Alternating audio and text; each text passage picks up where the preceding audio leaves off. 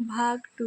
अब तक आपने देखा दोस्तों, पहला भाग चैनल में दिया हुआ है, उसको देखने के लिए आप चैनल में जाकर देख सकते हैं और मेरे चैनल को सब्सक्राइब और लाइक ज़रूर कर दें दोस्तों।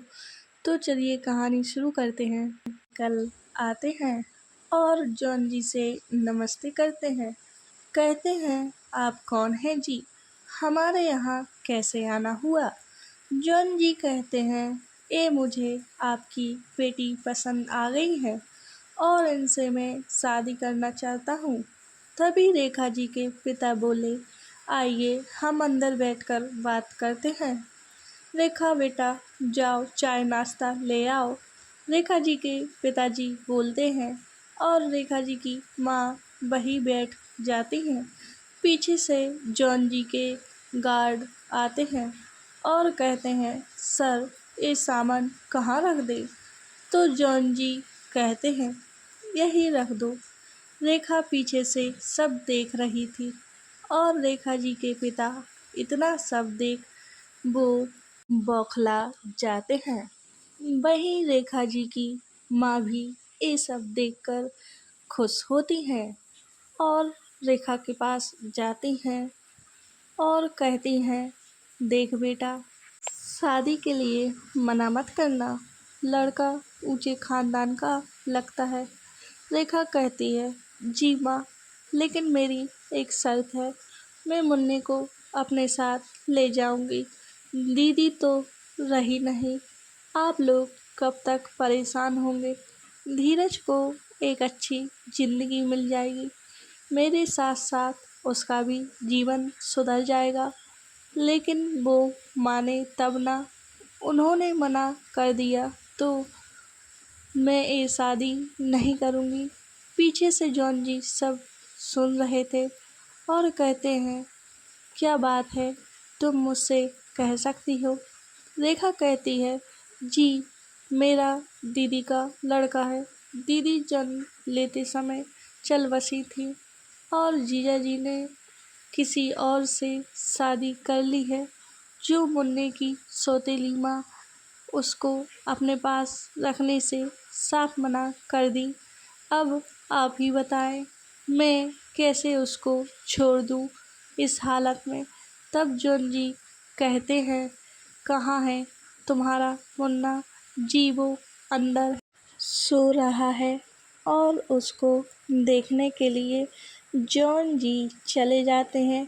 जो सो रहा था, जो कि छोटा धीरज कपूर था।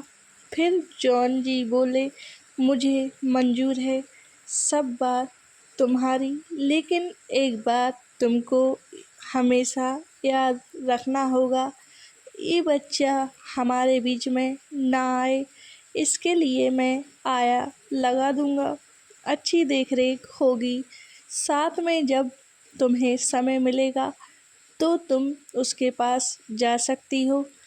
तो रेखा उदास मन से हाँ बोल देती है। इसके बाद दोनों की शादी हो जाती है। रेखा के गरीब माँ बाप दुखी होते हैं और रेखा जी को विदा कर देते हैं। साथ में उस छोटे बेबी को भी उसे दे देते हैं। रेखा जी अपने कमरे में बैठी हुई थी, तब तक वो धीरज को खिला रही थी, प्यार कर रही थी। लेकिन जैसे ही जॉन जी आए, उन्होंने वो धीरज को उनके हाथ से छीन लिया और बाहर मेड को दे दिया और बोले, जाकर आया लेकर आओ, अब से वही संभालेगी इसको। रेखा कहती है, सुनिए सर, उसका अच्छे से ध्यान रखना, आया को बोलना वो बहुत छोटा है, मासूम है। और जॉन जी कहते हैं, चिंता मत करो, मेरे यहाँ किसी की मजाल नहीं, वो उसको नुकसान भी पहुँचा सके। और रेखा जी को अपनी बाहों में भर उन्हें खूब प्यार देते हैं और इनका प्यार करने का तरीका अलग ही था।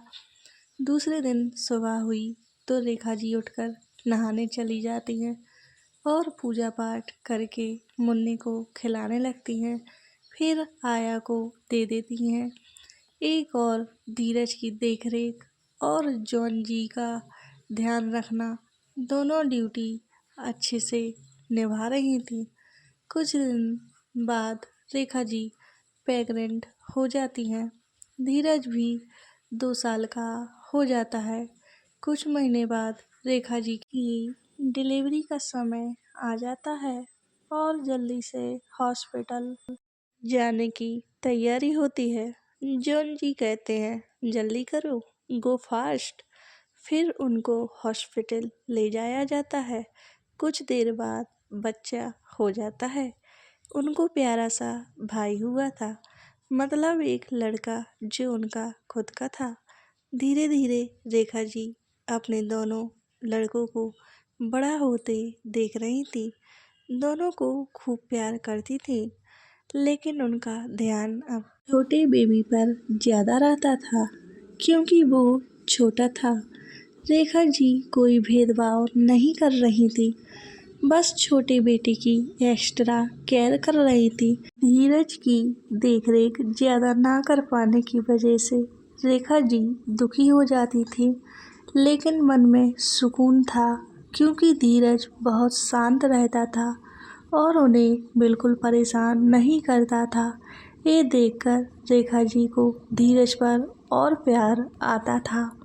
धीरज तो छोटा था, कुछ समझने लायक नहीं था, लेकिन जैसे ही दोनों बड़े हुए, धीरज 12 साल का होगा और उसका छोटा भाई 10 साल का था। रेखा जी समझ नहीं पा रही थी, इनकी दुश्मनी के चक्कर में मेरे बच्चों पर ना बनाए। फिर उन्होंने जॉन जी से बात की। उन्होंने कहा, जी आप तो जानते हो आपका काम कैसा है, कहीं हमारे बच्चों पर असर ना हो जाए। तो जॉन जी कहते हैं क्या करना चाहिए हमें। तभी रेखा जी कहती हैं हम इनको हॉस्टल में डाल देंगे और आगे की पढ़ाई हम कहीं बाहर करवा देंगे, जैसे अमेरिका या कहीं से भी, लेकिन इनको भेजिए, मुझे बहुत डर डर लगता है। ये सब देखकर जॉन जी कहते हैं तुम भी बहुत डरती हो, और रेखा जी को पकड़ अपनी गोद में बिठा लेते हैं। ठीक है, तुम जैसा चाहोगी वही होगा, तुम मेरे लिए सब कुछ हो। जी, आपने मेरे लिए बहुत कुछ किया है, आपका एहसान मैं कभी नहीं चुका सकती। जॉन जी कहते हैं बिल्कुल गलत।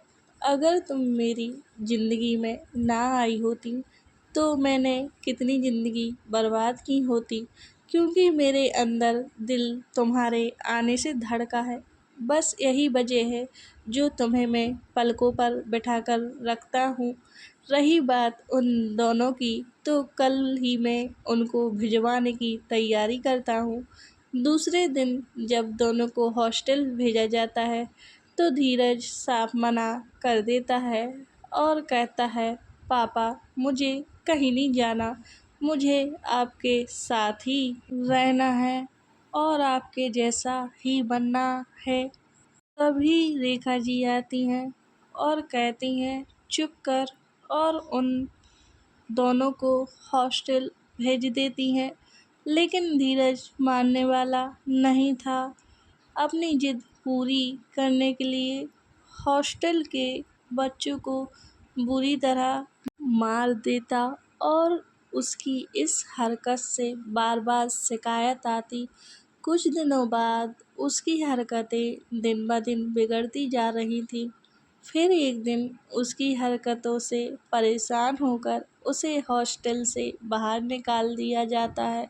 रेखा जी खूब पिटाई करती हैं धीरज की, लेकिन धीरज कहता है माँ मैं आपको छोड़कर कहीं नहीं जाऊँगा, मुझे जो चाहिए तो चाहिए, मुझे आप दोनों चाहिए हो। बस माँ, ऐसा समय निकलता चला जाता है। धीरज सारा दिन अपने पापा के साथ निकाल देता था। स्कूल से घर आता तो सिर्फ अपने मुसुआ के पास जाता था, लेकिन रेखा जी बड़ी चिंता में थी। जिस दुनिया से वो अपने बच्चे को दूर भेजना चाहती, वो उसी दुनिया में जा रहा था। धीरज अपने पापा से वो सब कुछ सीख चुका था जो उसके मुसुआ के राज में होता था। मौसा जी थे वो धीरज के, लेकिन ये बात तो ना धीरज जानता और न ही उसके पिता यानी मौसा जी सो होने देते। वो बिल्कुल एक पिता की ड्यूटी निभाए। हाँ, वो एक अलग बात है, उन्होंने अपने जैसा ही बना दिया था। लेकिन धीरज एक अलग ही इंसान था। जॉन जी में तो इंसानियत थी, लेकिन ये तो सिर्फ फूल को मसल्ला जानता था। कुछ समय बाद धीरज बड़ा हो जाता है और उसका भाई जो इस सब दुनिया से दूर था, धीरज को पूजा पाठ करना नकारा था। लेकिन उसकी माँ के वजह से वो उनकी मन की बात रखने के लिए उनकी बात मान जाता था। उस दिन भी जब खुशी की नज़र धीरज पर पड़ी थी, तो धीरज पूजा कर रहा, वो भी अपनी माँ के कहने पर, क्योंकि धीरज जिद्दी जरूर था, लेकिन अपनी माँ के आगे उसकी जिद झुक जाया करती थी। वो अपनी माँ को उदास नहीं देख सकता था। तभी उसकी नज़र खुशी पर पड़ती है और कहता है, वाह क्या लड़की है। उसकी नज़र देख धीरज की माँ कहती है, क्या हुआ बेटा, ध्यान कहाँ है तुम्हारा, पूजा करो ना। धीरज कहता, जी माँ। और कुछ देर बाद खुशी निकल जाती है अपने कॉलेज के लिए। जब भी वो कॉलेज जाती, मंदिर जरूर आती और धीरज को हर रोज देखती। उसकी नज़र धीरज पर रहती थी। एक दिन अचानक से खुशी धीरज की माँ से टकरा जाती है और कहती है, सो सॉरी, आपको चोट तो नहीं आई। तभी रेखा जी कहती हैं, कोई बात नहीं बेटा, हो जाता है, आप जाइए। नहीं आंटी, आपको मेरी वजह से चोट लग गई। चलिए मैं आपको यहाँ बिठा देती हूँ। और मंदिर की सीढ़ियों पर उनको बिठा देती है। तभी धीरज आता है और कहता है, क्या हुआ माँ आपको। रेखा जी कहती हैं, कुछ नहीं बेटा, बस हम ठीक हैं। धीरज खुशी से कुछ कहने ही वाला था कि इतने में सना आ जाती और कहती है, क्या यार लेट हो गए हम कॉलेज के लिए, चल जल्दी। तभी खुशी कहती है, अपना ध्यान रखिएगा। तभी रेखा जी कहती हैं, बड़ी प्यारी बच्ची है। धीरज ने कहा, और बहुत खूबसूरत भी। ये सुन रेखा जी समझ जाती हैं धीरज खुशी को पसंद करता है और कहती हैं, जाइए इनके घर का पता करें, हम इन्हें अपनी बहू के रूप में देखना चाहते हैं। धीरज कहता है, माँ खूबसूरत है मतलब ये नहीं, मुझे उनसे शादी करनी है। अभी ऐसा कुछ विचार नहीं है मेरा। रेखा जी कहती हैं, तो चले घर। और अपनी गाड़ी से घर निकल जाती हैं। घर पहुंचकर देखती हैं उनका बेटा नीरज आया है, जो अमेरिका से लौट आया था, और उसको देखकर जल्दी से गले लगा लेती हैं और कहती हैं, बेटा तू कब आया। माँ, मैं तो अभी कुछ देर पहले ही आया हूँ, आप थी नहीं यहाँ, तो पापा ने बताया कि आप मंदिर गए हो। और धीरज से कहता है, भैया, और धीरज के गले लग जाता है। धीरज कहता है, कैसा रहा आपका सफ़र। ठीक रहा भाई, चलिए यहाँ बैठ जाइए आप दोनों, मैं नाश्ता लगा देती हूँ। और फिर कुछ देर बाद दोनों नाश्ता कर लेते हैं। धीरज कहता है, माँ मैं अब मुंबई जा रहा हूँ, पापा ने मुझे कुछ काम दिया है तो वहीं रहूँगा अब।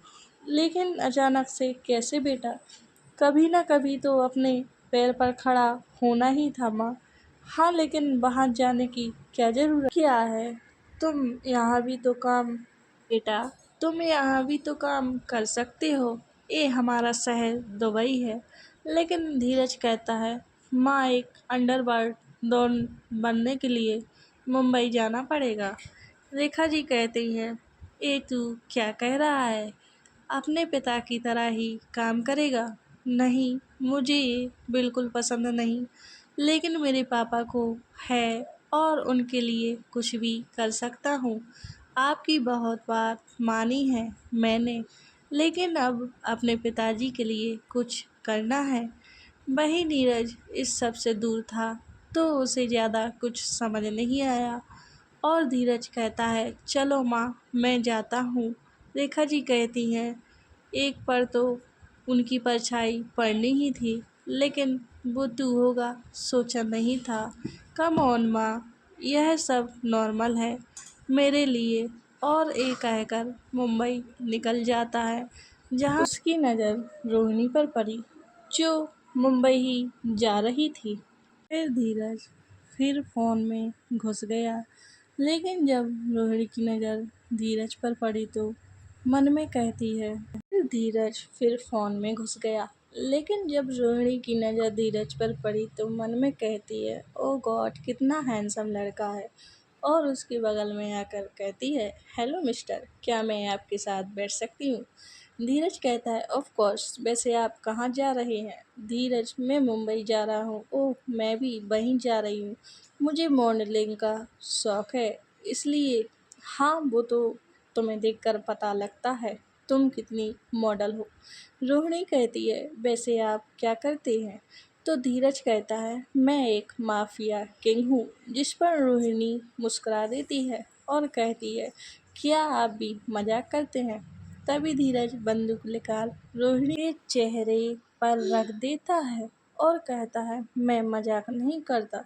उम्मीद करती हूँ दोस्तों आज की कहानी आपको ज़रूर पसंद आएगी और नेक्स्ट भाग जल्दी ही आएगा। मेरे चैनल को लाइक और सब्सक्राइब ज़रूर कर दीजिए।